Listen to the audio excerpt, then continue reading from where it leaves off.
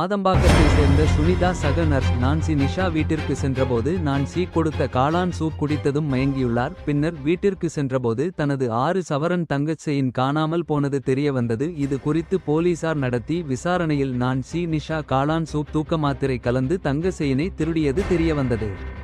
அவரை போலீசார் கைது செய்து நகையை மீட்டனர்.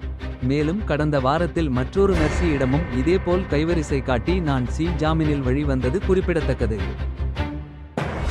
தமிழக காவல்துறையின் ஊர்காவல் படையில் திருநங்கைகளை சேர்ப்பதற்கான திட்டத்தின் கீழ் முதல் கட்டமாக 50 திருநங்கைகள் தங்கள் பயிற்சி வெற்றிகரமாக முடித்துள்ளனர்.